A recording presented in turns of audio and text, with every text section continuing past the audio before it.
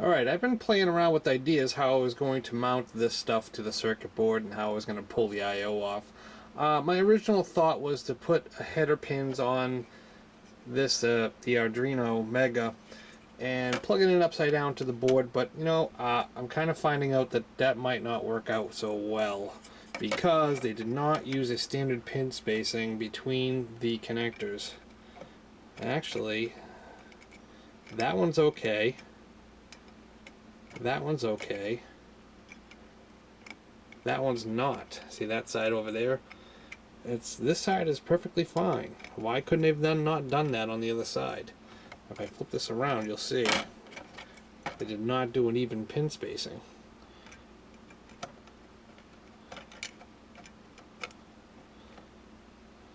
You know, that sucks. So that kind of blows my plan out of the water to do what I wanted to do. So I'm going to have to come up with something a little bit different.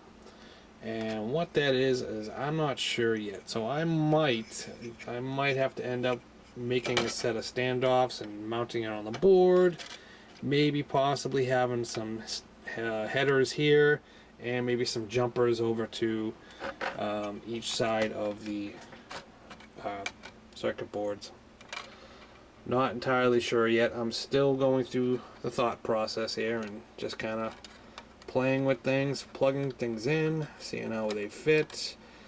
My guess is that might be the best bet, is putting a set of headers on the left and on the right and just jumping over sets of rows of pins to the header, to the other header, to the female headers.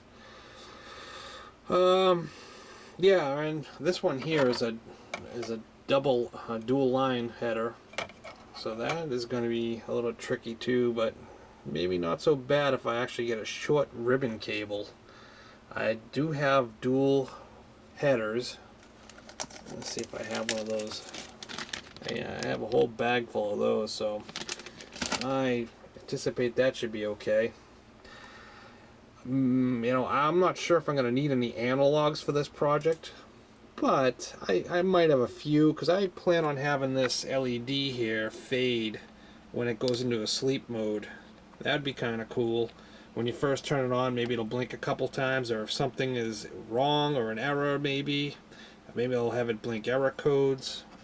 But I'm kind of thinking once it goes into like maybe a standby mode, well, you know, once it's on, I'm kind of thinking it will kind of just fade off and on, you know, so when you wake it up, maybe you'll press a button and the screen will wake back up, and you know, something like that. I don't know. Like I said, this is open-ended, so pretty much we can do anything we want here. Want to incorporate my Ethernet shield here. I would love to be able to get this onto the internet. That'd be nice.